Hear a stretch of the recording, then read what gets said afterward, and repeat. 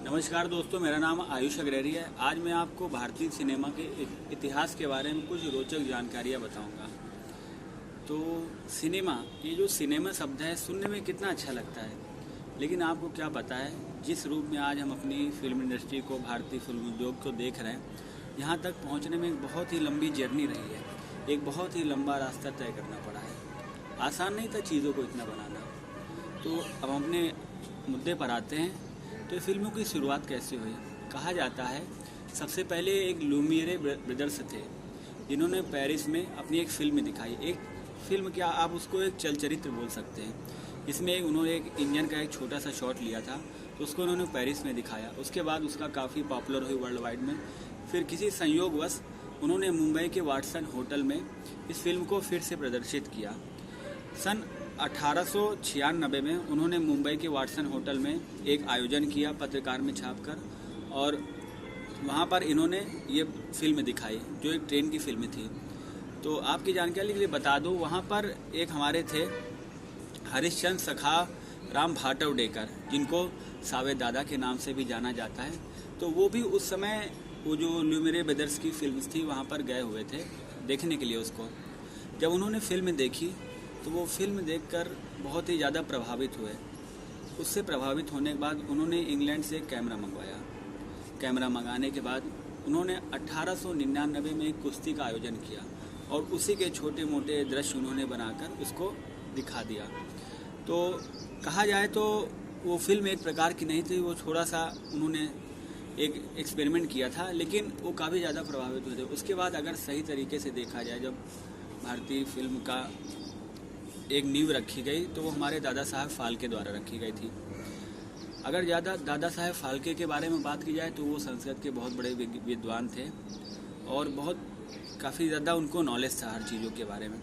तो उन्होंने सबसे पहले सन 1913 में मई के महीने में उन्होंने एक फिल्म बनाई थी जो रिलीज़ हुई, जिसका नाम था हरिश्चंद्र, जो एक मूक फिल्म थी, जिसमें कोई भी आवाज़ नहीं थी, किसी भी तरह का कुछ नहीं था, सिर्फ उसमें चलचित्र था, मतलब सिर्फ सीन्स चल रही थी। वो एक प्रकार से साइलेंट फिल्म थी।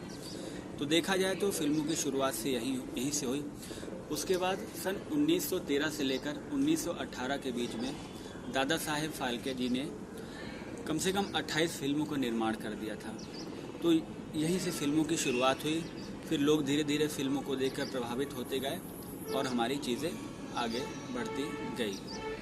कट। जैसा कि आपने सुना कि सन 1913 से 18 के बीच में 23 फिल्मों का निर्माण हो चुका था। इसके बाद और लोगों का रुझान भी फिल्मों की तरफ बढ़ने लगा था। उन्हें नई नई चीज़ें देखना पसंद हो रहा था।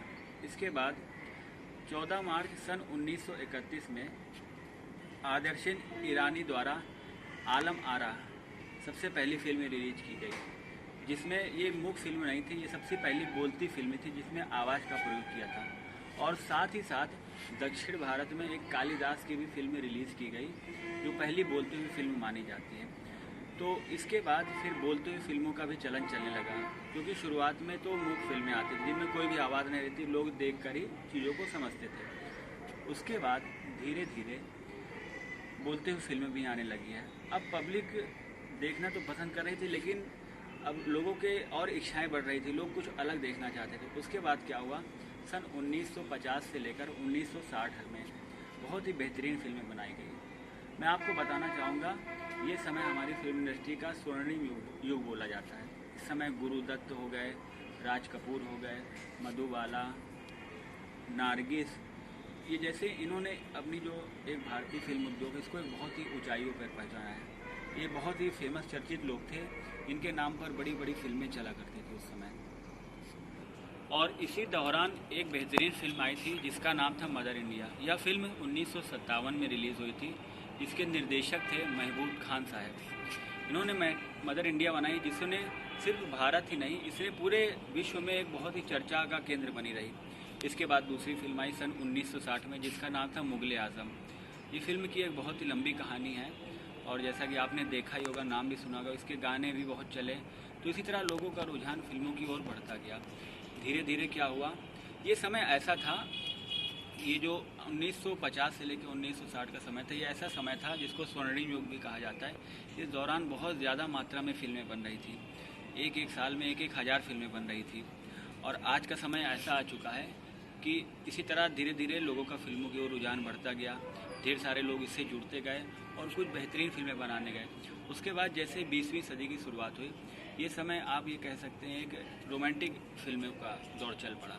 इस समय एक मतलब रोमांटिक फिल्में बहुत ज़्यादा बनाना शुरू कर दिया। बड़े बड़े निर्देशक जैसे कि कुछ बेहतरीन फिल्में हमारे इस समय बनी, जैसे कि रोमांटिक फिल्मों का चलन चल रहा था। उसके बाद जैसा कि आज आप देख ही रहे हैं, आज बहुत बड़ी मात्रा में फिल्में बन रही हैं। एक एक साल में 2 से 3 हज़ार फिल्में बन रही हैं, एक बहुत बड़ा उद्योग बन चुका है।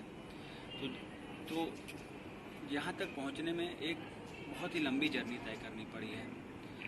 और आशा मैं उम्मीद करता हूँ कि आप लोगों को कुछ न कुछ चीज़ें इतिहास के बारे में पता लगी होंगी और आपको काफ़ी अच्छा भी लगा होगा।